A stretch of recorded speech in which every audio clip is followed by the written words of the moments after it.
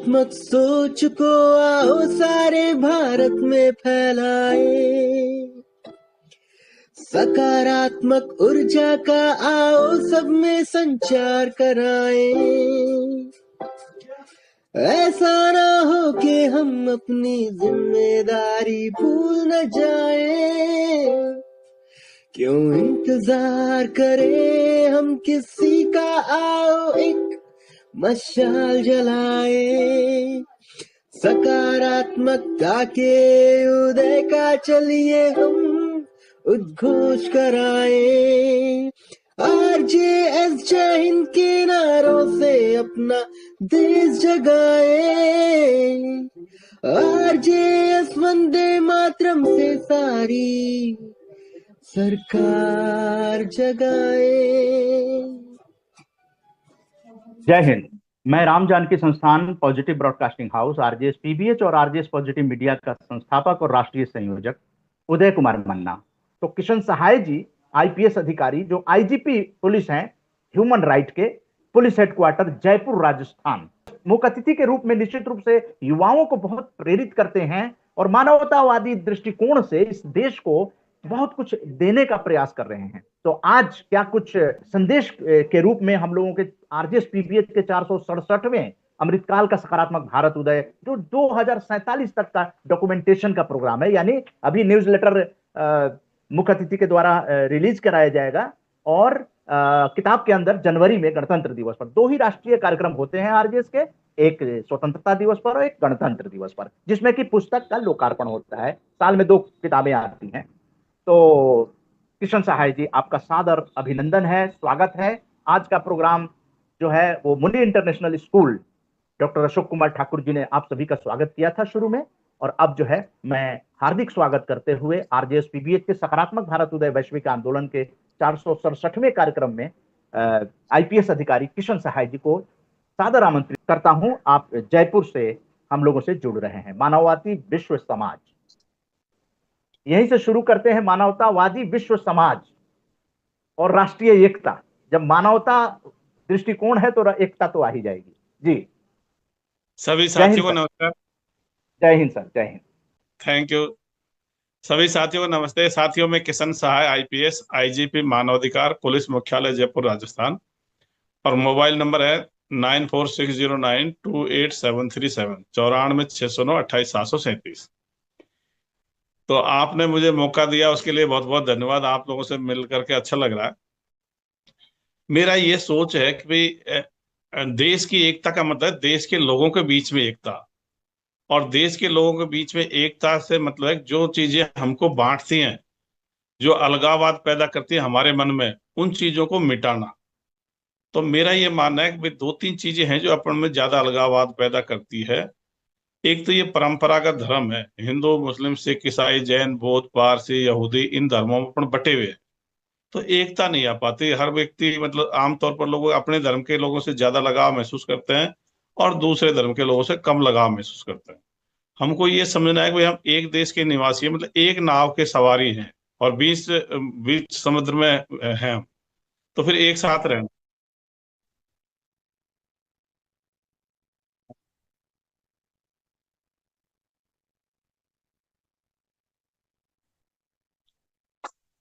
हाँ, और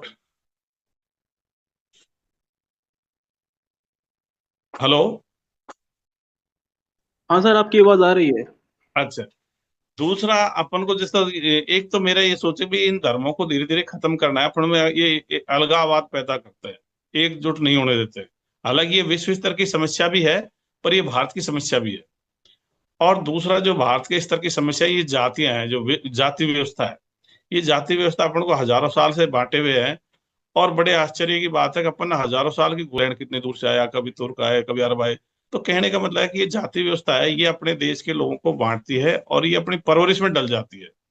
अपन जब बचपन से इनके अभ्यस्त हो जाते हैं, इन चीजों के, जाति व्यवस्था के और ये परंपरागत धर्मों के, ये जाति व्यवस्था एक बहुत गलत अपने जाति व्यवस्था, मान लो वर्ण व्यवस्था पहले थी, अब तो जाति व्यवस्था ही है।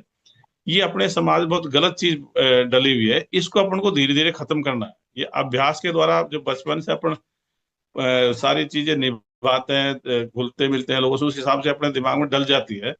पर ये गलत चीज है। तो इसको अपन को मिटाने में जोर तो आएगा, पर स्थायी समाधान तो यही है कि अपनी जाति व्यवस्था को खत्म कर लें। तीसरा, अपन को एकजुटता के लिए और एकता के लिए, क्या अगर देश में प्रॉस्पेरिटी रहती है, समृद्धि रहती है, तो लोगों में हंसी खुशी रहती है और अच्छा रहता है। मतलब ये जो 20-30% अपने देश में गरीबी है, ये मिटना भी जरूरी है। और ये गरीबी मिटाने का जो सबसे बढ़िया तरीका है वो है रोजगार। और रोजगार देने का तरीका है कि भाई आप विज्ञान तकनीकी में विकास करो। जब विज्ञान तकनीकी में विकास होगा तो लोगों को रोजगार मिलेगा। और इसके लिए अपन को क्या वैज्ञानिक दृष्टिकोण की जरूरत है। तो वैज्ञानिक दृष्टिकोण ही वो आधार है या जड़ है या मूल है जिसके बल पे, दम पे विज्ञान तकनीक का महल खड़ा किया जा सकता है या पेड़ खड़ा किया जा सकता है। तो देश में वैज्ञानिक दृष्टिकोण अगर अपन विकसित करने का प्रयास करेंगे तो ये एक तो ये अंधविश्वास वगैरह सब खत्म हो जाएंगे, धर्मों की जरूरत नहीं पड़ेगी, निरर्थक लगने लग जाएंगे। भाई अब कोई जो इस तरह की कोई चीज है नहीं, जो काल्पनिक चीजों में अपन उलझे हुए हैं, ये ईश्वर अल्लाह गॉड वगैरह है, या ये जन्नत जन्नम है, स्वर्ग नरक वगैरह चीजें हैं, ये बहुत सारे अवतार पैगंबर वगैरह, ये फालतू की चीजें हैं, इनमें अपन बेवजह से उलझ गए। तो अपने देश को अपन विज्ञानवाद पे लाएंगे तो एक तो देश मजबूत बनेगा, सुपर पावर बनेगा, अपने लोगों को रोजगार मिलेगा, तो देश में यूनिटी ऑटोमेटिक बढ़ जाएगी। एक अपने देश में जो अपन को बढ़ाना है उसकी जरूरत है उच्च नैतिकता की। अपने देश में मतलब नैतिकता का काफी अभाव है, और आमतौर पर लोग बाग एक दूसरे से झूठ बोल जाते हैं, छोटी छोटी बातों पे बेईमानी कर लेते हैं। अपने जैसे यूरोप के देशों में जाते हैं, चीन वगैरह में जाते हैं, तो वहां हम देखते हैं वहां लोगों में काफी मतलब नैतिकता है। तो कोई चीज अगर किसी खो जाती है तो उसको वापस देते हैं, किसी दूसरी चीज लेना पसंद नहीं करते, अपना हक है उस पर रहना पसंद करते हैं। कई जगह मैं गया तो वहां पे जैसे ट्रैफिक पुलिस भी खड़ी नहीं रहती चौराहे पर, रेड लाइट रहेगी पर कोई पुलिस वगैरह नहीं रहती, वो ऑटोमेटिक पालना करते हैं। तो ये नैतिकता वाली बात है। हमारे यहाँ क्या अपन को निगरानी की जरूरत होती है, तब जाके पालना करते हैं। अगर लोगों में नैतिकता आ जाएगी तो अपराध का लेवल भी बहुत डाउन हो जाएगा, और आर्थिक समृद्धि हो जाएगी, बेरोजगारी मिटेगी, गरीबी मिटेगी, तो भी अपराध बहुत घटेंगे, तो देश के लोगों में सौहार्द बढ़ेगा। तो इसके लिए मैं तो ये है कि एक विचारधारा मिशन चला रहा हूँ। मतलब मैं क्या, सभी मिलके बहुत सारे साथी जुड़े हैं, लगभग 12-13 स्टेट से जुड़े हुए हैं जो हिंदी भाषी, क्योंकि भाषा का फर्क रह जाता है, कई भाषा वाले समझ नहीं पाते, उसका वो अपनी कमी है। तो उसमें अपन ने एक विचारधारा मिशन चला के मानवतावादी विश्व समाज। इसके अंतर्गत अंधविश्वास मुक्त, वैज्ञानिक दृष्टिकोण युक्त, परंपरागत धर्म विहीन, जाति विहीन, मुक्त, शिक्षित, स्वस्थ और उच्च नैतिक मूल्यों वाले मानवतावादी विश्व समाज का निर्माण करना अपना प्रमुख लक्ष्य है। तो अगर इस तरह से इस विचारधारा मिशन पर अपन बढ़ते हैं तो लगभग सब समस्याओं के समाधान हो जाते हैं। और फिर अपन क्या कि चीन की, रूस की, अमेरिका की, उनसे प्रतियोगिता की श्रेणी में आ जाते हैं। अभी तो अपन क्या कर रहे हैं, पाकिस्तान से प्रतियोगिता कर रहे हैं, अपन बांग्लादेश से प्रतियोगिता कर रहे हैं, अफगानिस्तान से कर रहे हैं, सऊदी अरब से कर रहे हैं, क्योंकि हमको पता है कि भाई हमारे देश में हम विश्व का सबसे बड़ा हथियारों का आयातक देश भारत है, और दूसरे नंबर पर सऊदी अरब है। अब हम सब जानते हैं सऊदी अरब एक कट्टर इस्लामिक देश है, हम उससे टक्कर ले रहे हैं, जबकि हमारे 145 करोड़ दिमाग इसलिए काम नहीं करेगा, हमारे लोगों में वैज्ञानिक दृष्टिकोण नहीं है। जबकि चीन में 90% लोग बाग किसी ईश्वर अल्लाह गॉड वगैरह को नहीं मानते, तो उनको वैज्ञानिक दृष्टिकोण सूट कर रहा है, तो वो तेजी से अमेरिका से भी आगे जा रहे हैं, और वर्ल्ड की, विश्व की 44 तकनीकियों में से 37 में पहले स्थान पर आ गए। उन्होंने चीन, यूरोप को, अमेरिका को पछाड़ दिया, और हम किसी में भी स्टैंड नहीं कर पा रहे। तो ये हमारे लिए बहुत वैसी बात है, हमारे बहुत सारे लोगों को ये ध्यान नहीं पड़ रहा। वो सोचते हैं भाई सारे देश में मतलब एक धर्म आ जाएगा तो शायद हम ज्यादा आगे बढ़ जाएंगे, लेकिन ये धर्म तो पहले थे। पहले पूरा भारत मान लो हिंदू था या बौद्ध था, लेकिन वो तो स्टैंड नहीं किया। फिर उसके बाद जैसे अरब या तुर्क आए, उनके सामने धराशायी हो गए। फिर अंग्रेज आए तो फिर धराशायी हो गए। तो कहने का मतलब है कि ये पुरानी चीजों का परीक्षण हो चुका है, और जिन चीजों का परीक्षण हो गया हम उनको दोबारा बार बार रिपीट कर रहे हैं। तो इसका मतलब हम सब इतिहास से भी सबक नहीं ले रहे, हम सीख नहीं ले रहे। जो परखी परखी चीजें हैं, परखी परखाई हैं, जिनका कोई काम पहले भी उनसे कोई फायदा नहीं मिला, हम बार बार उनको रिपीट करते जाएंगे तो हम दोबारा गुलामी के नौबत में चले जाएंगे। और सबको पता है कि भाई युद्ध होता तो हथियार वगैरह काम आते हैं, ये ईश्वर अल्लाह गॉड भगवान जैसे कुछ काम नहीं आता। अभी अपन देख लिया, जब इसराइल का हमास का युद्ध हुआ उसमें ईरान भी शरीक हुआ, हिजबुल्लाह भी शरीक हुआ। लेकिन वो उनके जो नारे थे वो भी जैसे अल्लाह अकबर के लगाते, इजराइल वाले कोई ऐसे नारे सुने नहीं गए। लेकिन हथियारों के बल पे ही मतलब उसमें श्रेष्ठता साबित करी। चाहे ईरान की जो मिसाइल थी वो भी कहीं जाके पड़ी। इसराइल ज्यादातर मतलब एयर में सुपीरियर है, तो वो भी हथियारों के बल पे ही था। तो हमको अपने देश को विज्ञानवाद पे लाना पड़ेगा, तभी इस देश में यूनिटी बढ़ेगी। हम ये धार्मिक चीजों को बढ़ावा दे करके इसमें टकराव पैदा होता है, वो धर्म वाला सोचते भी हमारा करो, हमारा वर्चस्व होना चाहिए। तो एक तो मैं चाहता हूँ इस संविधान में जो धर्मनिरपेक्ष शब्द है, उसके बजाय हम देश को विज्ञानवादी राष्ट्र बनाना पक्ष में है। विज्ञानवादी बनाएंगे, धर्म से तो क्या सबको छूट दे देते हैं, फिर वो पुरानी चीजों को रिपीटेशन बढ़ जाता है। एक जैसे जो प्रस्तावना में है कि उपासना, विश्वास और धर्म की जो आजादी, इसकी बजाय अपन कहते हैं भाई हमारे वैज्ञानिक दृष्टिकोण को आजाद देना चाहते हैं और वैज्ञानिक दृष्टिकोण को मूल अधिकार बनाना चाहते हैं। और ये धार्मिक अधिकार है, इसको कानूनी अधिकार की श्रेणी में, जैसे संपत्ति के मूल अधिकार से हटा के कानूनी श्रेणी में डाला था, उसी तरह से इसको तो अपन को कानून की श्रेणी, कानून अधिकार की श्रेणी में डालना पड़ेगा और वैज्ञानिक दृष्टिकोण को मूल अधिकार बनाना पड़ेगा। तो आप एक से एक बड़े अच्छे लोग बाग हो, तो मैं तो इतना ही कहना चाहूंगा। ऐसे अब बहुत सारी बातें कह सकते हैं, पर मूल चीज मैंने जो अपने कहना चाहता हूँ वो कह चुका। धन्यवाद। जय हिंद सर, और बहुत बहुत आभार कि एक ऐसा दृष्टिकोण, विज्ञानवादी दृष्टिकोण, हर कोई मानता है कि विज्ञान जो है तर्क की कसौटी पर जो खरा हो जाता है, तार्किक होता है, तो वो सच्चा होता है, सच्चा सौदा। आपने सच्चा सौदा एक तरह से आया। और आप आईपीएस अधिकारी हैं, और हम लोगों का सकारात्मक भारत उदय वैश्विक आंदोलन, यानी विश्व के लोग भी जुड़ते हैं, आते भी हैं, कार्यक्रम जो होता है उसमें वो शिरकत भी करते हैं। तो आज विश्व के लेवल पर अगर बात करें हम लोग, तो भारत की बात आपने की है, जितने भी धर्म के नाम दिए वो भारत के धर्मों का नाम दिए, लेकिन फिर ये विश्व में, क्योंकि विश्व में भी एक विचारधारा चलती है, तो ये विचारधारा जो है, अगर ये शाश्वत है, मानव धर्म हम लोग माने हैं, लेकिन विश्व में फिर लेवल पर अगर बात करें, मान लीजिए भारत में हम लेकर आते हैं, काम कर रहे हैं, इजराइल का और हमास का नाम आपने लिया, और इजराइल तो हर चीज में आगे है, विज्ञान भी है, तो क्या वहां धर्म नहीं है?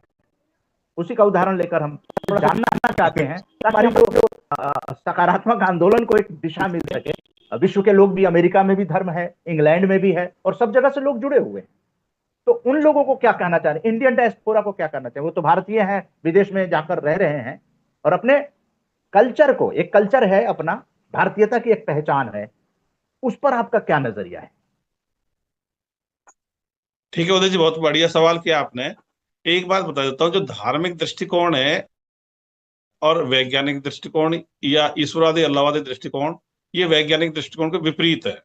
तो जिस देश में जितने ज्यादा धार्मिक लोग बाग हैं, वो देश विज्ञान तकनीकी में उतना पिछड़ा हुआ है, और जिस देश में जितने ज्यादा वैज्ञानिक दृष्टिकोण के लोग बाग हैं, उतना आगे है। तो जैसे मान लीजिए यूरोप विज्ञान तकनीकी में शुरू में बढ़ा, जब पुनर्जागरण हुआ, तो बाइबल को छोड़ के आगे बढ़ा, न कि बाइबल को आधार बना करके। कई जगह मान लीजिए गैलीलियो को भी सजा दी थी, वो बाइबल के खिलाफ बोला, तो कई को दिक्कत आई। और इसको अपन उदाहरण से, मतलब अपने सामने उदाहरण है, जैसे मान लो इस्लामिक देश हैं, 57 इस्लामिक देश हैं, 190 करोड़ की जनसंख्या है, लेकिन और 20-30 देशों में तेल निकलता है, मतलब अच्छे पैसे वाले हैं, लेकिन विज्ञान तकनीकी उनका नगण्य योगदान है, शून्य योगदान है। ये दक्षिण अमेरिका के देश हैं, जो क्रिश्चियन देश हैं, वो क्रिश्चियनिटी को ज्यादा फॉलो करते हैं, उनका विज्ञान तकनीकी में नगण्य योगदान है। तो जो देश विज्ञान तकनीकी में बढ़ रहे हैं, उनमें हालांकि धार्मिक लोग बाग भी हैं, लेकिन जो वैज्ञानिक दृष्टिकोण के लोग बाग की संख्या काफी ज्यादा है। यूरोप में भी जैसे 2016 में एक खबर छपी थी कि 9 देशों में धर्म खत्म होने के कगार पर आ गया। उसमें स्कैंडिनेवियन कंट्री थे, स्वीडन, नॉर्वे, हॉलैंड वगैरह, ऑस्ट्रेलिया और चीन वगैरह ये थे। तो ये यूनिवर्सली प्रोपोर्शनल है, जो देश जितना ज्यादा धार्मिक होगा वो विज्ञान तकनीक में उतना ही पिछड़ा होगा। अब आपने इजराइल का नाम लिया, तो इजराइल जो क्या है कि अमेरिका के साथ मिलकर के, और ये विज्ञान तकनीक बढ़ रहा है, ये बिल्कुल प्योरली मतलब उसमें धर्म पे ज्यादा आधारित रह के काम नहीं कर रहा। हालांकि वो धार्मिक हैं, वो इसी आधार पर मतलब 14 मई 1948 को नया देश बना था, जगह जगह बिखरे हुए थे, लेकिन वो तो क्या विज्ञान तकनीकी में ध्यान दे रहे हैं। तो हर 10-20 साल में नई विज्ञान तकनीक खोज कर अपन भी जैसे ड्रोन वगैरह वहीं से ला रहे हैं, ड्रोन अपन इसराइल से ला रहे हैं, बराक मिसाइल भी लाए। तो अमेरिका भी क्या है कि अमेरिका में दोनों तरह के है, मतलब कुछ लोग बाग धार्मिक भी हैं, लेकिन वहां पे वैज्ञानिक दृष्टिकोण की संख्या भी अच्छी मात्रा में, मतलब आधी से ज्यादा जनसंख्या वैज्ञानिक दृष्टिकोण की है। जैसे ये अभी सर्वे छपा था कौन सा उसका, तो उसमें भी ये बात आई थी कि विश्व में मतलब ये 200 करोड़ लोग बाग हैं, अब किसी धर्म को, मतलब हिंदू मुस्लिम सिख ईसाई जैन बौद्ध पारसी को नहीं मानते, मतलब 25% पॉपुलेशन है। उन्होंने अब ये रिकॉग्नाइज करना बंद कर दिया, वो कहता है हमारे इसकी जरूरत नहीं है। क्योंकि ये पता लग गया भी वैज्ञानिक दृष्टिकोण किसी ईश्वर अल्लाह गॉड जैसी काल्पनिक चीजों को, जन्नत जहन्नुम या स्वर्ग नरक को, देवी देवता या भूत प्रेत जिनको, इनको मानता ही नहीं है। ऐसी कोई चीज नहीं होती, काल्पनिक चीज है, इनको सबको जीरो कर दिया। ये सारी चीज जीरो है, ये कल्पना के आधार पर धर्म ग्रंथों में लिखी हुई है, उनका कोई औचित्य नहीं है। उस समय ज्यादा विज्ञान था नहीं, तो किसी ने कह दी भाई ऐसे अल्लाह ने सृष्टि बना दी, किसी ने कह दी ब्रह्मा ने बना दी, किसी ने गॉड ने बना दी, वो काल्पनिक बातें हैं। तो इजराइल तो हर 10-20 साल में नई नई विज्ञान तकनीक खोज करा अमेरिका के साथ मिल करके। और अपने देश में क्या, अपना हर 10-20 साल में नए नए भगवान खोज लाते हैं। अपन ने साईं भगवान खोज लिया, कोई आसाराम भगवान खोज रहा है, कोई रामपाल भगवान खोज रहा है। तो दुनिया तो विज्ञान खोज रही है, और अपन अपने जैसे ही मनुष्य हैं उन्हीं को भगवान बना बैठते हैं। तो अपन कहीं ना कहीं फिर सीमित सोच का हो जाता है। जो धार्मिक व्यक्ति होगा उसकी सोच सीमित हो जाएगी, भले ही वो विज्ञान की बात पढ़ेगा, लेकिन उसका दृष्टिकोण सीमित हो जाता है। तो मोटा मोटा देखो, कोई बिल्कुल एग्जैक्ट तो चीजें क्या है, लेकिन अपन सब देशों को समझ सकते हैं। जैसे मान लो यूरोप को देखो, वहां लोग बहुत ज्यादा धर्म को नहीं मानते, विज्ञान तकनीक हर देश एक से एक बढ़ के, कोई कोई मतलब ड्रोन बना रहा है, तो कोई पनडुब्बी बना रहा है, तो कोई दूसरी मिसाइल बना रहा है। और अपना जैसे मान लीजिए अपना जो सारी सुरक्षा व्यवस्था है, वो सारी अपने देश की सुरक्षा व्यवस्था खरीदे हुए हथियारों पर निर्भर कर रही है। अपनी वायुसेना के 3 विमान है, राफेल, मिराज और सुखोई। सुखोई तो रूस से खरीदा है, मिराज राफेल फ्रांस से खरीदे हैं। अपने ड्रोन है वो अपने इसराइल से खरीदे हैं, हेरॉन ड्रोन वगैरह। प्रेडेटर ड्रोन अपन यूएसए से खरीदने का प्रयास कर रहे हैं। ऐसे थल सेना के टैंक है, रूस से खरीदे हैं। तोप है जो अपन ने स्वीडन से खरीदी थी, कुछ अब दक्षिण कोरिया से खरीदी है। इसी तरह से अपन ने जो 7 लाख राइफल अपने AK-203 रूस से खरीद रहे हैं। 1.5 लाख राइफल करीब अपन अमेरिका से खरीद रहे हैं।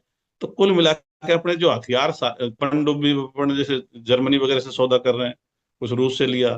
तो कुल मिला के अपन बहुत मतलब अपने हथियारों से अपन लड़ें तो अपनी काफी कमजोर स्थिति है, इसलिए अपन को खरीदे हुए हथियारों से लड़ना पड़ रहा है।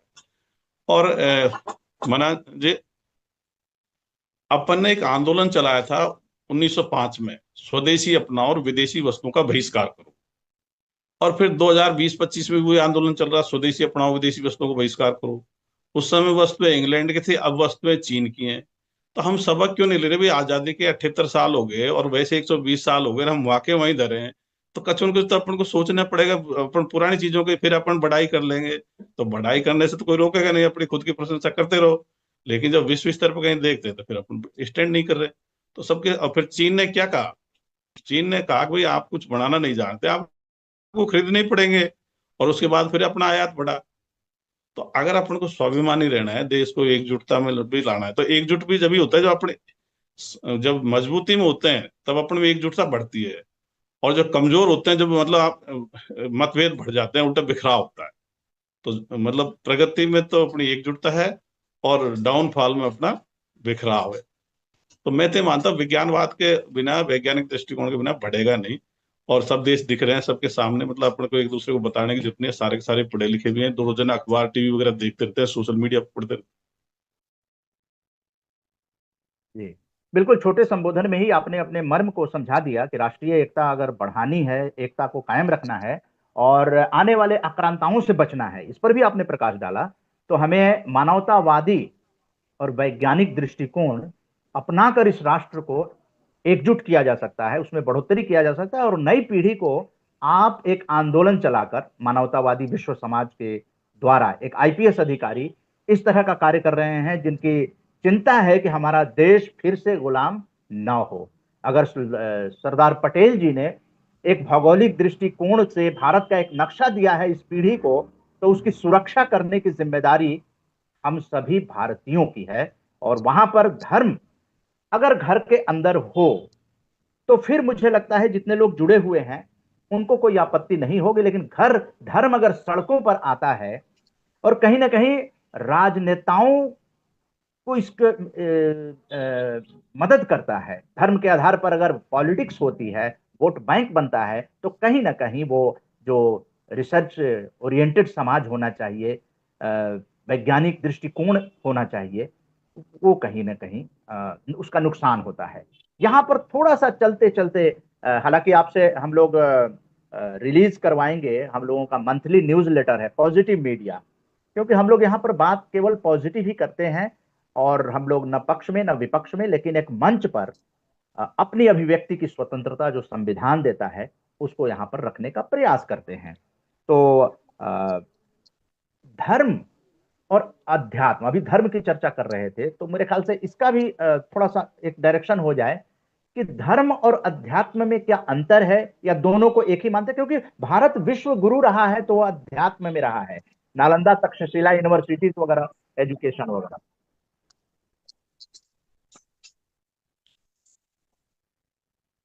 जी उदय जी, अध्यात्म और धर्म एक सी बात है, कोई फर्क नहीं है। वो अंधविश्वास ही है दोनों के दोनों, वो काल्पनिक बातें हैं कि भाई अपने मानसिक अपनी स्थिति कैसी बना लो, इनमें कोई ज्यादा फर्क नहीं है। तो एक ही बात को मतलब पर्यायवाची टाइप ही कह सकते हो। वही आत्म परमात्मा वाली बातें वो कहते हैं, वो मतलब वो कोई धर्म कई है, उसमें रूह वगैरह बोल दो, कोई सोल बोल दो, कोई आत्म बोल दो। तो इस तरह की बातें हैं, इनमें कोई नहीं, इनसे कुछ फर्क नहीं पड़ रहा। जैसे अपन अध्यात्म में शक्ति बताते हैं, जैसे ओलंपिक में जाते हैं अपने, कितने किसी को ध्यान लगा के जाओ तो कोई ओलंपिक में जीत भी नहीं रहे, कोई स्वर्ण पदक तो एक भी नहीं आ पा रहा। तो कुल मिला के ये जो बातें हैं ये पुरानी मतलब घुमा फिरा के वहीं ले जाते हैं। इसलिए अपन को नैतिकता की जरूरत है, जो समाज को जरूरत है भाई आपस में शांतिपूर्ण तरीके से नैतिकता की जरूरत है, कि जो व्यवहार मुझे पसंद नहीं आ रहा वो व्यवहार मैं दूसरे से क्यों करूं। अगर मेरे साथ छुआछूत होती है, कोई भी आदमी जो छुआछूत से ऊंच नीचे सोचता है, वो ये सोचे अगर मेरे साथ ये व्यवहार होता है तब मुझे ये स्वीकार नहीं होता, तो दूसरे को कैसे स्वीकार होता होगा। अपन सबके सब सेल्फ रेस्पेक्ट को खूब समझते हैं, अपने मान सम्मान में कहीं भी 0.1% की भी अगर कटौती होती है तो भी अपन मतलब उसको महसूस कर जाते हैं। जैसे अपन मान ले तीन चार बराबर के मतलब तीन चार कुर्सी बैठ लगे, तो सीनियर मोस्ट आदमियों को अगर पहले नहीं बैठने दिया, उससे पहले कोई बैठ गया, तो भी उसको महसूस हो जाएगा। ये छोटी छोटी बातें भी महसूस हो जाती है, क्योंकि ये मान सम्मान वाली या सेल्फ रेस्पेक्ट वाली बात ऐसी होती है। तो हमको क्या जरूरत तो नैतिकता की है, जो ये छुआछूत वगैरह है, ऊंच नीच, इनको खत्म करना है, ये नैतिकता में आता है। आध्यात्मिकता और ये धर्म वगैरह ये तो वही बातें हैं, तो उसमें गुरु सिस्टम चल जाता है, भाई गुरु के पीछे भक्ति करो, गुरु के बारे में करो। इसमें अपन कहते हैं भाई टीचर्स तो सही हैं जो अपन को पढ़ाते हैं विज्ञान भूगोल, चाहे टीचर स्कूल के टीचर हो, चाहे कॉलेज के हो, या कोई ट्रेनर्स हो ट्रेनिंग सेंटर में हो, वो तो ठीक है। लेकिन ये आध्यात्मिक गुरु, धार्मिक गुरु या तबलीग जमात वाले, इनकी कोई जरूरत नहीं है, किसी भी धर्म की जरूरत नहीं है। मतलब ग्रंथी हो चाहे मठ मतलब भंते हो, किसी भी धर्म की कोई जरूरत नहीं है। ये अब फालतू पढ़ रहे हैं, मतलब अब इनको जबरदस्ती से मतलब इनके ये समाज को पुरानी चीजों को पर लाना चाहते हैं, उससे कोई फायदा नहीं हो रहा। पुरानी चीजों को तो अपन हजारों साल से पहले ही थे, आध्यात्मिकता में अपन पहले थे, तो उससे क्या फायदा मिला, अपन तो गुलाम बन गए। जब गुलामी में कोई चीज आगे नहीं आई तो अपन और कुछ भी काम कर लो, अपन को महत्वपूर्ण चीज तो ये होती है कि भाई एक तो देश गुलाम नहीं बने, और एक लोगों में समृद्धता हो। अब समृद्धता और गुलाम बन जाए तो सारी समृद्धि दूसरे काम आ जाती है। तो हमको अब सोने की चिड़िया देश तो नहीं बनाना, इसको सुनहरा शेर बनाना है। चिड़िया को तो कोई बाज उठा लेता है, तो इसलिए शेर होगा तो उसमें ताकत भी है और समृद्धि भी है। तो अब देश में यही चीज की होना चाहिए कि हमको इस देश को सुनहरा शेर बनाना है, और वो विज्ञान के दम पे ही बन सकता है, विज्ञानवाद से बन सकता है। तो ये आध्यात्मिकता वही बातें हैं घुमा फिरा के, उनमें कोई ज्यादा फर्क वाली बात मैं तो नहीं मानता। धन्यवाद। जी। तो थोड़ा सा रिलीज होने से पहले, न्यूज़लेटर रिलीज होने से पहले, मैं नागपुर से आरजेएस की टीम रिपब्लिक डे 2026 जो कार्यक्रम होने वाला है, उस टीम की सशक्त आरजेएसियन डॉक्टर कविता परिहार जी को आमंत्रित करते हैं। कोई ऐसा सवाल जो आपके मन में आ रहा होगा, जो आप आईपीएस अधिकारी किशन सहाय जी से पूछ सकती हैं। टीआरडी 26, डॉक्टर कविता परिहार।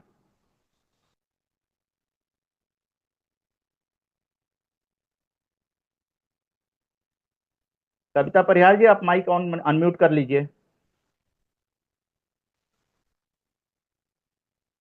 अनम्यूट करके बोलिए कविता जी, आपका माइक म्यूट है।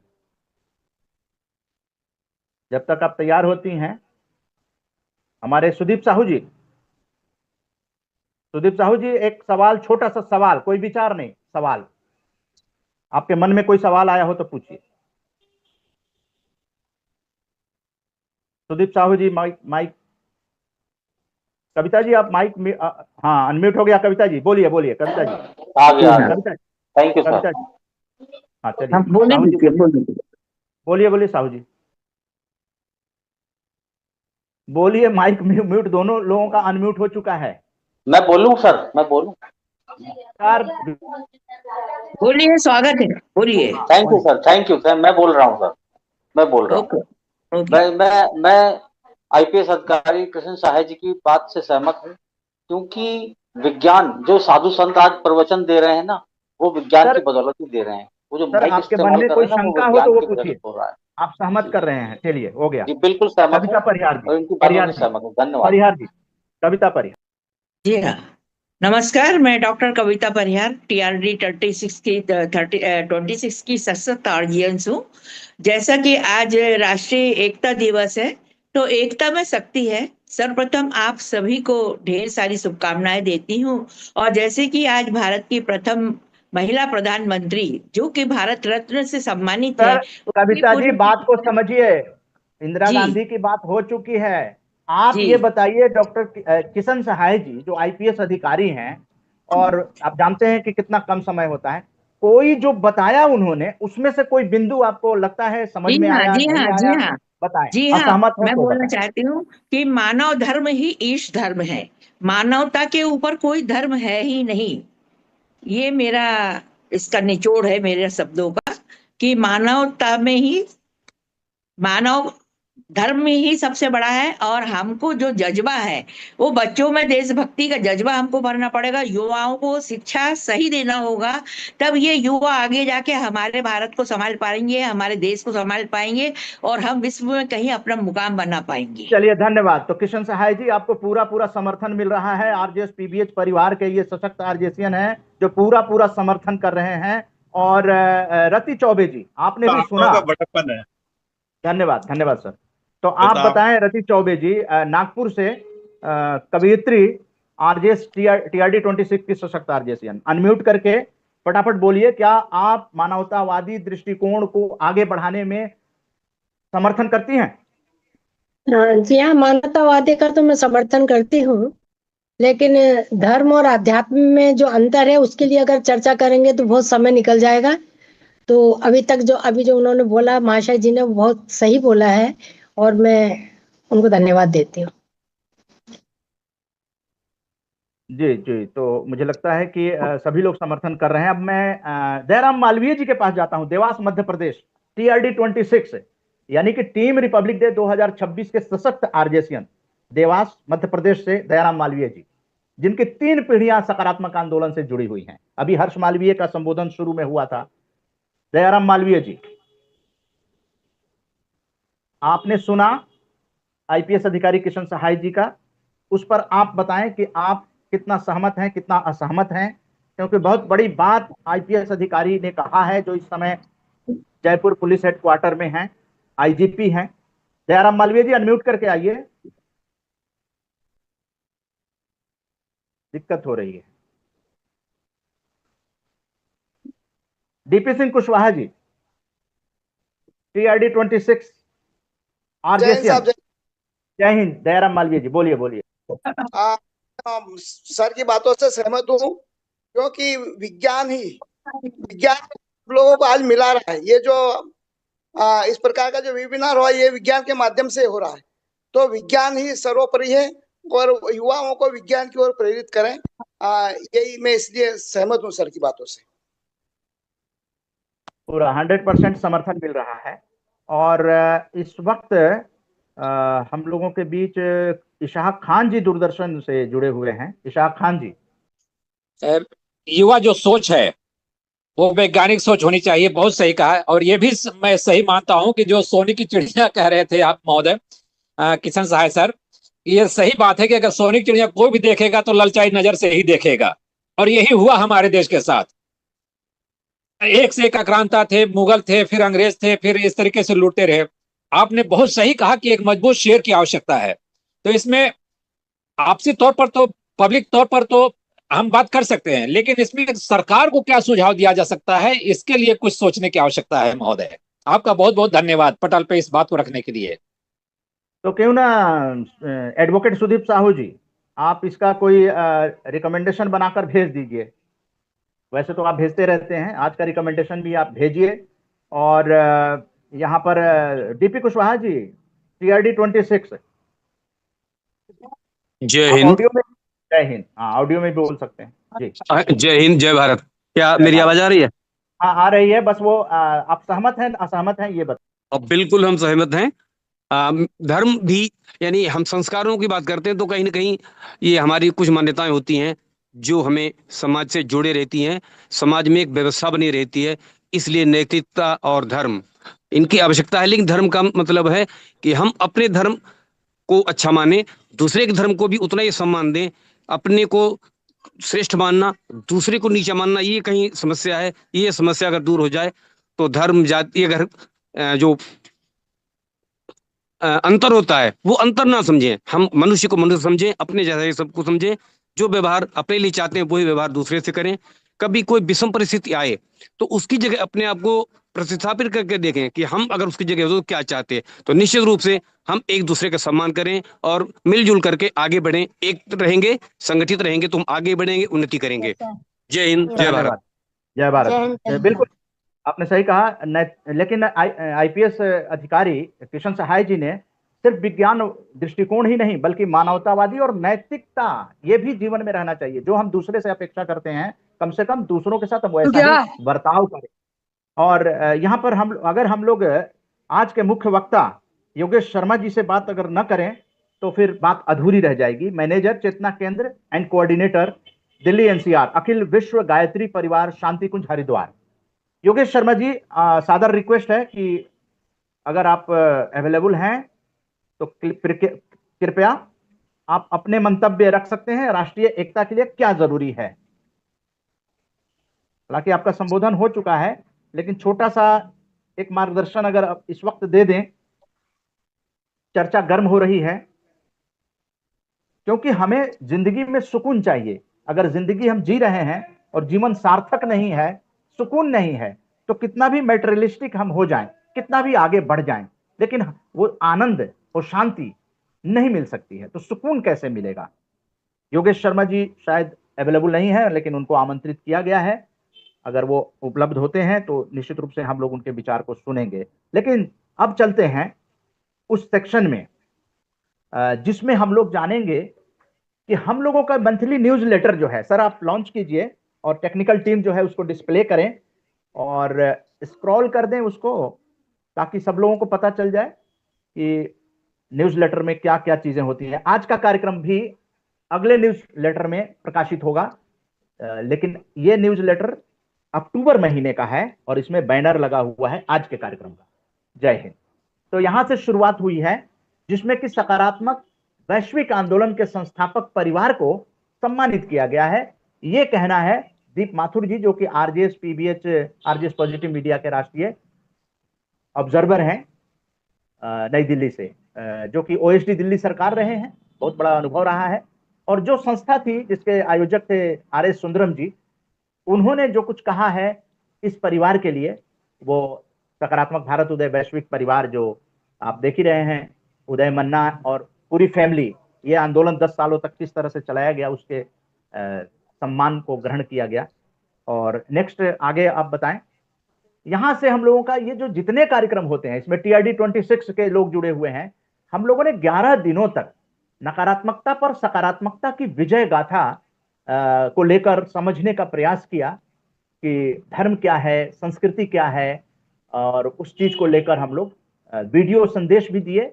और वो सब इसमें सिल्वर ओक पब्लिक स्कूल के बच्चे विश्व शिक्षक दिवस पर शिक्षा की बात की, AI पर कार्यक्रम हुआ था, क्योंकि बच्चों को AI की तरफ हम लोग आगे बढ़ा रहे हैं, उसमें एक्सपर्ट आए थे। तो नेक्स्ट, इस तरह से ये सारी चीजें डॉक्यूमेंटेशन हो रही हैं। और ये इसका संक्षिप्त रूप जो है वो पुस्तक के अंदर, जिसको ग्रंथ कहा जाता है, छठा ग्रंथ यानी छठी पुस्तक में ये सारी चीजें आ जाएंगी। वाल्मीकि जयंती पर रामायण को लेकर समझने का प्रयास किया गया, वो है नेक्स्ट। इस तरह से स्क्रॉल कर दीजिए,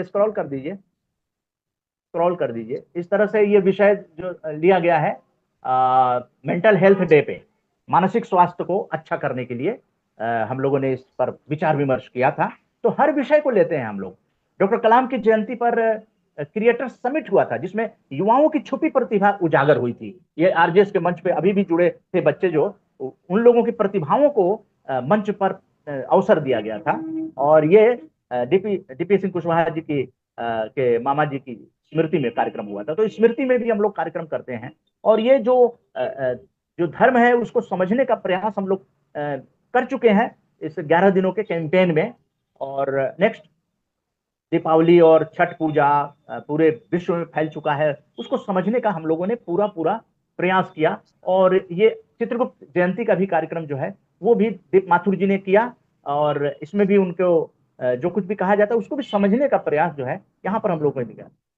नेक्स्ट, और आध्यात्मिकता भारतीय संस्कृति का आधार है। तो संस्कृति की बात हो रही है तो आध्यात्म जो है उसको भी 11 दिनों के दरमियान वेबिनार करके समझने का प्रयास किया गया। और आगामी का देखिए बैनर लगा हुआ है आज के कार्यक्रम का, जिसमें आईपीएस अधिकारी किशन सहाय जी और योगेश शर्मा जी हैं, अशोक कुमार ठाकुर जी मुनि इंटरनेशनल स्कूल में। यहाँ पर आप देख सकते हैं लौह पुरुष सरदार पटेल जी और इंदिरा गांधी जी का 31 अक्टूबर को जो दिवस मनाया जाता है। और भाई जी जो हैं वो आरजेएस फैमिली से जुड़े हुए थे, नेशनल यूथ प्रोजेक्ट के संस्थापक। और भाई जी डॉक्टर एस एन सुब्बाराव, इन्होंने कई डकैतों को आत्मसमर्पण कराया था और स्वतंत्रता सेनानी भी थे। तो हम लोग आरजेएस फैमिली के वेबिनार में आए थे, जैसे लोग आते हैं, तो ये भी आ चुके थे। तो इनकी 27 अक्टूबर को पुण्यतिथि थी, तो हम लोगों ने इनको याद किया। अब यहाँ पर आपने देखा कि छठ पूजा को लेकर रति चौबे जी जो TRD 26 की हैं और डीपी सिंह कुशवाहा जी आशावादी रहे विचार। तो मैं चाहूंगा डीपी सिंह कुशवाहा जी, तो इस तरह से हम लोगों का न्यूज़लेटर हर महीने प्रकाशित होता है जो कार्य करते हैं उसको। तो डीपी सिंह कुशवाहा जी ने अपनी कविता जो लास्ट में छपी हुई है, TRD 26 के दिल्ली और उत्तर प्रदेश दोनों जगह घर है इनका, उनकी कविता क्या है, मैं टेक्निकल टीम से चाहूंगा कि उसको सुनाएं कि वो क्या किस तरह से आशावादी दृष्टिकोण रखने को कह रहे हैं कि किस तरह से आप उन्नति कर सकते हैं। उसको यहाँ पर आप लोग सुनिए। जय हिंद, जय भारत। मैं डीपी सिंह कुशवाहा एक सशक्त आरजेसियन और टीम रिपब्लिक डे 2026 यानी TRD 26 का सदस्य आप सभी का स्वागत करता हूं। आप सभी को राष्ट्रीय एकता दिवस यानी हमारे सरदार पटेल की 150वीं जयंती और हमारी आयरन लेडी प्रथम महिला प्रधानमंत्री श्रीमती इंदिरा गांधी जी की पुण्यतिथि पर आपका स्वागत और अभिनंदन करता हूं। बहुत बहुत बधाई। हम जहां इंदिरा जी से बलिदान की शिक्षा लेते हैं कि हम अपने देश के कल्याण के लिए, देश की रक्षा के लिए अगर जान की बाजी लगानी पड़े तो भी हम पीछे ना हटें। सरदार पटेल एक अनूठा व्यक्तित्व, उसको लौह पुरुष इसलिए कहा गया है कि जो इच्छा शक्ति हमारी आज़ादी के समय उन्होंने दिखाई और इन रियासतों का विलय हमारे देश में किया। सिर्फ आज जम्मू कश्मीर को ले लें तो वहाँ की समस्या से किस तरीके से आज हमारी सरकार ने से निपटाया है। और ये तो राजनीति है, चलती रहती है। तो बहुत बहुत बधाई आपको। और मैं इस राष्ट्रीय एकता दिवस पर आपके सम्मुख एक छोटी सी कविता प्रस्तुत कर रहा हूँ। यानी हम जिंदगी में हमेशा सकारात्मक रहें, आशा का दामन कभी न छोड़ें, निराशा को अपने मन में कोई स्थान न दें। तो इस कविता का शीर्षक है सदा ही आशावादी रहे विचार, नकारी मूल का जिससे त्रस्त सकल संसार, शक्ति एकता में ही है, राष्ट्रीय एकता है उन्नति का आधार। लौह पुरुष सरदार सीखें हम राष्ट्रीय एकता के विचार, जय सकारात्मकता की होती है सदा ही रखें आशावादी विचार। सकारात्मक नकारात्मक शक्ति सदा ही रही है और सदा ही रहें। इलेक्ट्रॉन बदल सी शक्ति आसुरी, दैवीय नाभि को घेरे ही रहेंगी। इलेक्ट्रॉन सक्रियता नजर है आती, नाभिकीय ऊर्जा में है शक्ति असीम अपार, जय सकारात्मकता ही होती है, सदा ही आशावादी रखे विचार। मूल भाव की पोषक शक्तियाँ रक्षा और आर्य संस्कृति होती है, राक्षस स्वार्थ भाव संग हिंसक होते, परमार्थी आर्य संस्कृति होती है। सकारात्मक शक्ति दंड देती है जब नकारात्मकता करती है सीमा पार, जय सकारात्मकता की ही होती है, सदा ही आशावादी रखें विचार। हम सब में असीम शक्ति है, अंतर्निहित शक्ति होती है सब में, प्रवृत्ति संस्कार का बस अंतर है। शुंभ निशुंभ कंस और रावण, दुर्गा राम कृष्ण जग के अंदर हैं, प्रहलाद हिरण्यकश्यप के कुल में, और वसुधैव कुटुंबकम भाव में है प्यार, जय सकारात्मकता की होती है, सदा ही आशावादी रखें विचार। भाव नकारी मूल है दुख का, है जिससे त्रस्त सकल संसार, जय सकारात्मकता की ही होती है, सदा आशावादी रखें विचार। शक्ति एकता में ही निहित है, राष्ट्रीय एकता उन्नति का आधार, लौह पुरुष सरदार से सीखें हम राष्ट्र की एकता के विचार, जय सकारात्मकता की होती है, सदा ही आशावादी रखें विचार। जय हिंद, जय भारत। जय हिंद, जय भारत, सकारात्मक जगत। डीपी सिंह कुशवाहा जी, कविता बहुत अच्छी है और सकारात्मकता लिए हुए है। और यहाँ पर वंदना जैन जी हैं, परिमल जी हैं, लेकिन ऑडियो में हैं, दिख नहीं रहे हैं। रवि कुशवाहा जी हैं, हर्षिता जी हैं, ओम प्रकाश जी हैं, साधक ओम प्रकाश, दयाराम सारोलिया जी हैं, और एक संध्या साहू जी भी हैं। संध्या साहू जी दिख रही हैं। संध्या साहू जी, आप पहली बार जुड़ी हैं, और क्या कुछ आप थोड़े शब्दों में कैसा लगा आपको कार्यक्रम? आप कहाँ से जुड़ी हैं? पहली बार आप दिख रही हैं। ये लगातार कार्यक्रम होते हैं। अनम्यूट करके जो भी बोलना हो पहले अपने मोबाइल को देखिए। हाँ, बोलिए। सर मैं नागपुर से जुड़ी हूँ और पहले भी मैं अटेंड कर चुकी हूँ जी। अच्छा, बहुत अच्छा जी सर, मैं सहाय सर की बातों से पूरी तरह सहमत हूँ, और हम लोगों को खुद इस बात के लिए जागरूक होना है और धर्मनिरपेक्षता, राष्ट्रीय एकता के लिए सबको प्रेरित करना है। जय हिंद, जय भारत। तो आपने तो देखा कि हम सभी समर्थन कर रहे हैं। अब अंतिम में आप किस तरह से आगे आने वाले बच्चे हैं उनको क्या कहना चाहेंगे? खास करके उन्हीं के कंधों पर भारत का भविष्य है, या विश्व के भी भविष्य उनके ही कंधों पर जी। और इंडियन डायस्पोरा को खासकर, क्योंकि वो लोग भी हम लोग से जुड़े हैं, तो ग्रुप में ये लाइव जा रहा है, लाइव प्रसारण हो रहा है। चैट बॉक्स में लिंक भी भेजा हुआ है, हम आगे भेज भी देंगे जी। किशन सहाय जी।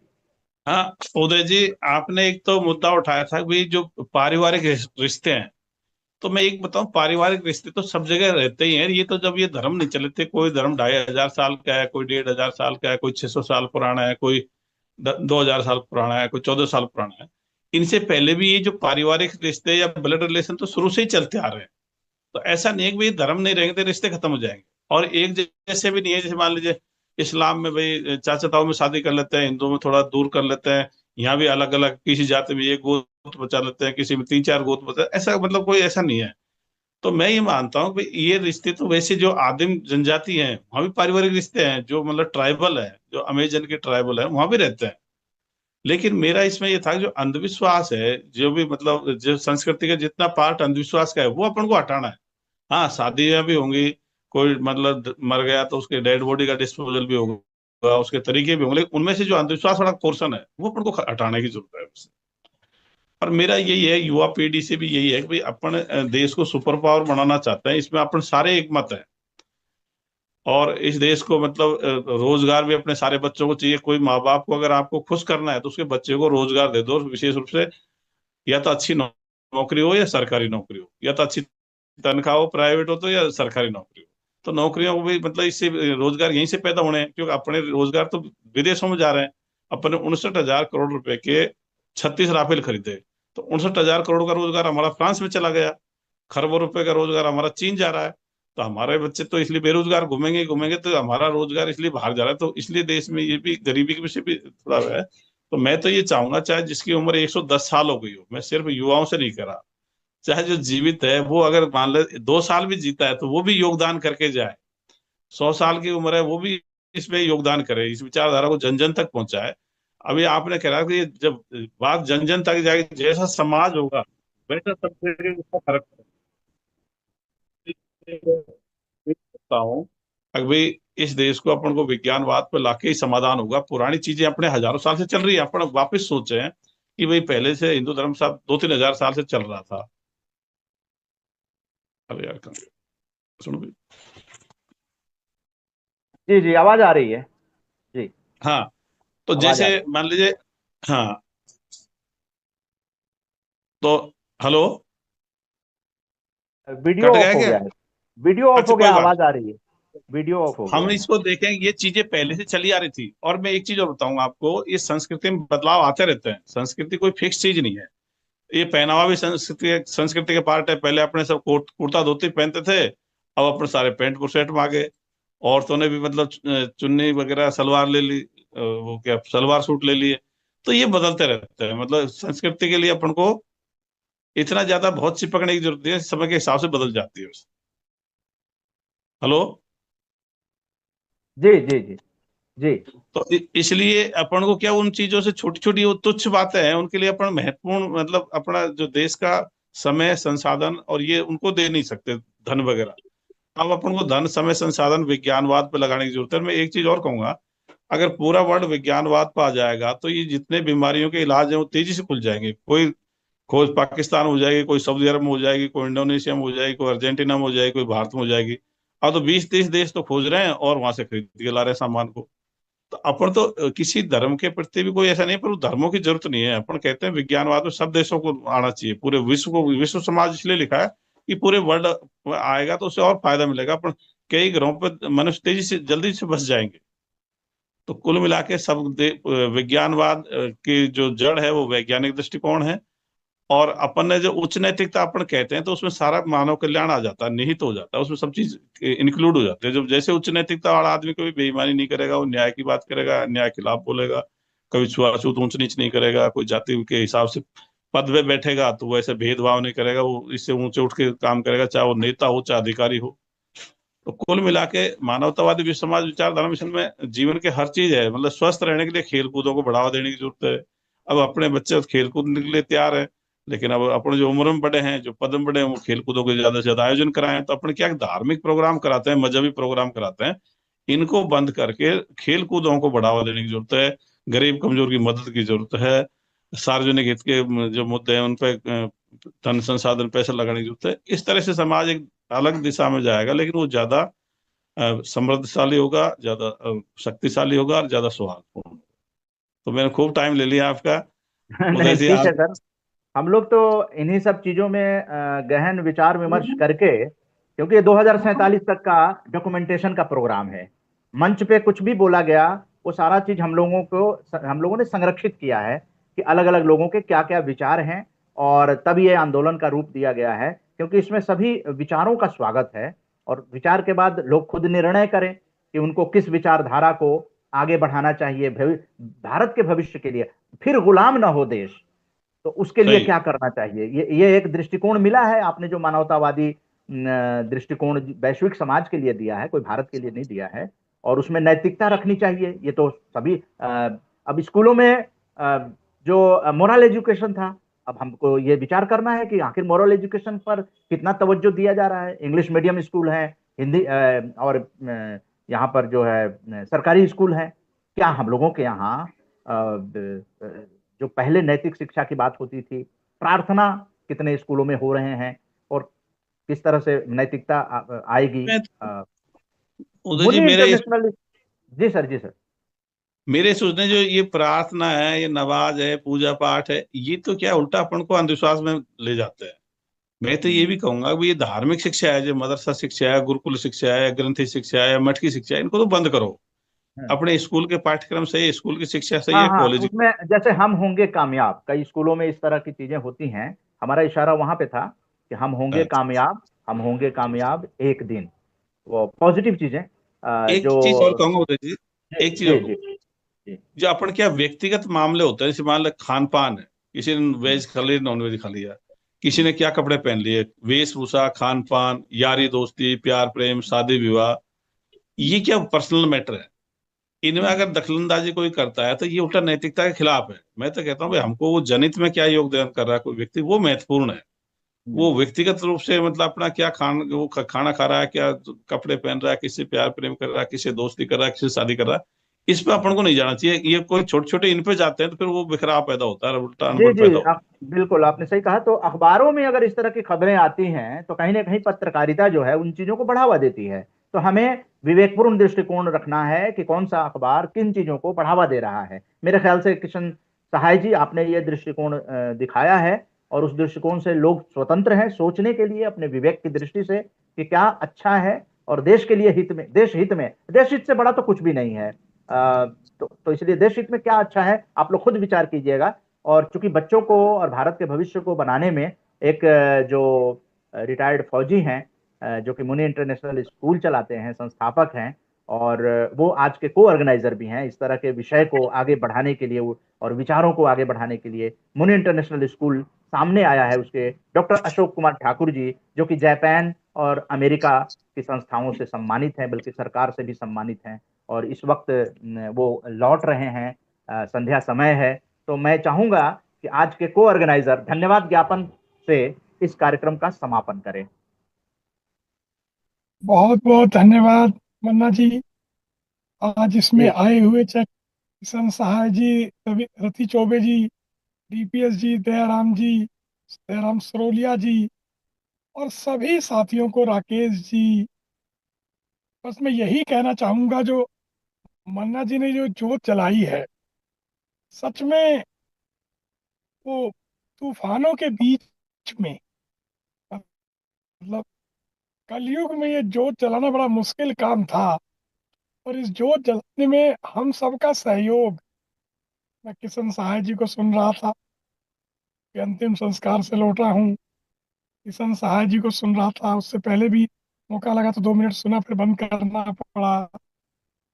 सच में सर, आपने जो बातें कही, अनुभव आपका ठीक है, परंतु जिस तरह की हमारे को मन्ना जी ने कहा कि नैतिक शिक्षा बहुत जरूरी चीज है, क्योंकि मशीनों का युग नहीं बनना। आज तो एआई आ गई, आर्टिफिशियल इंटेलिजेंस के ऊपर ह्यूमन इंटेलिजेंस का होना ही पड़ेगा, नहीं तो सोशल इंटेलिजेंस मारा जाएगा।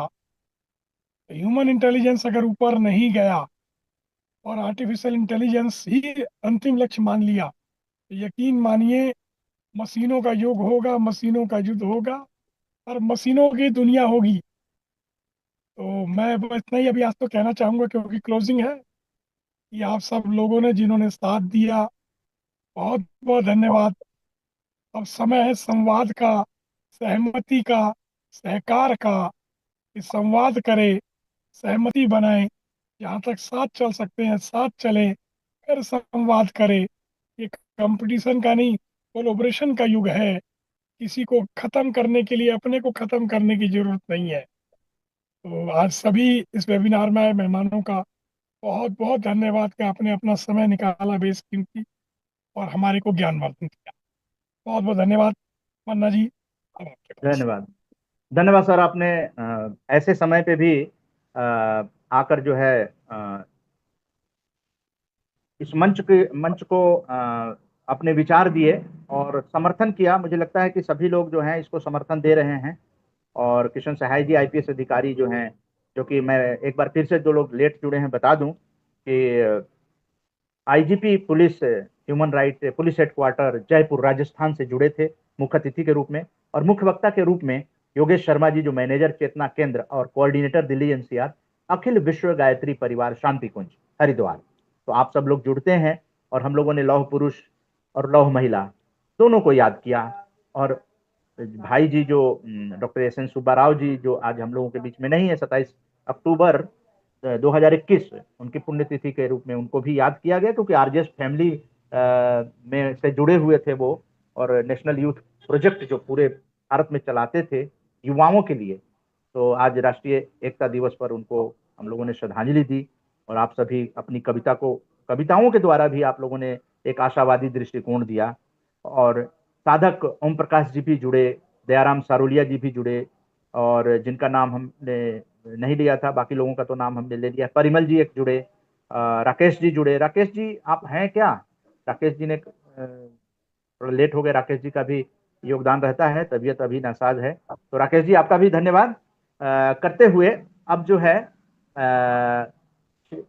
5 नवंबर के कार्यक्रम को हम चाहेंगे कि टेक्निकल टीम उस पेज को दिखा दें जिसपे कि हम लोगों ने न्यूज लेटर में लिया है अगले महीने का कार्यक्रम। अक्टूबर का तो आपने देखा ही, लेकिन नवंबर में जो कार्यक्रम घोषित हुए हैं विधिवत, वो 5 नवंबर को हम लोग करने जा रहे हैं।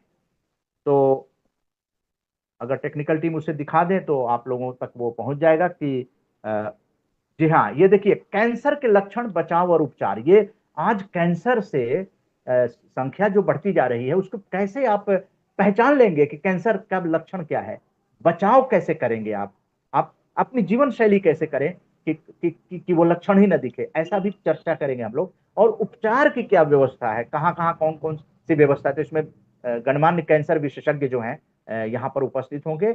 और ये उदय शंकर सिंह कुशवाहा जी जो कि इसके को ऑर्गेनाइजर हैं, वो अपनी माता जी की स्मृति में, स्वर्गीय श्रीमती बिमला देवी जी, जो कि जिनके पति स्वर्गीय श्री भुवनेश्वर सिंह जी हैं, तो श्रीमती कमला देवी जी की पुण्य स्मृति में, ये जिनकी 6 नवंबर को पुण्य स्मृति है, तो आरजेएस पीबीएच का अमृतकाल का सकारात्मक भारत उदय 471वां 471 कार्यक्रम, ये कार्तिक पूर्णिमा, देव दीपावली और गुरु नानक जयंती के अवसर पर स्वर्गीय श्रीमती बिमला देवी जी की पुण्य स्मृति में ये कार्यक्रम आयोजित किया जाएगा, राष्ट्रीय कैंसर जागरूकता दिवस, जो कि 7 नवंबर को है। तो ये राष्ट्रीय वेबिनार में भी बहुत अच्छी जानकारी दी जाएगी ताकि कैंसर से आप बचें, कैंसर को जानें, क्योंकि कैंसर बहुत ही खतरनाक होता है।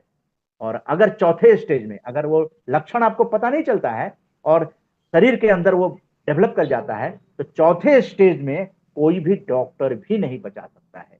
तो पहले स्टेज में अगर कैंसर के लक्षण को पहचाना जाए, टाइमली अगर उसकी जांच कराई जाए, तो ये बहुत अच्छा रहता है। तो जागरूकता वेबिनार होगा कैंसर को लेकर। और इसी के साथ अब जो है समय बिल्कुल इजाजत नहीं दे रहा है कि हम इस कार्यक्रम को आगे चलाएं, और टेक्निकल टीम और creative team, social media team, YouTube की जो लाइव प्रसारण हो रहा है, उसकी सारी टीमों को हार्दिक धन्यवाद देते हुए मैं उदय कुमार मन्ना आप सबको से इजाजत लेता हूं, अपनी वाणी को विराम देता हूं, और सकारात्मक सॉन्ग के साथ ये कार्यक्रम संपन्न किया जाए। जय हिंद। सकारात्मक सोच को आओ सारे भारत में फैलाए, सकारात्मक ऊर्जा का आओ सब में संचार कराए। ऐसा ना हो कि हम अपनी जिम्मेदारी भूल न जाए, क्यों इंतजार करें हम किसी का, आओ एक मशाल जलाए। सकारात्मकता के उदय का चलिए हम उद्घोष कराए। आरजेएस जय हिंद के नारों से अपना देश जगाए, आरजेएस वंदे मातरम से सारी सरकार जगाए।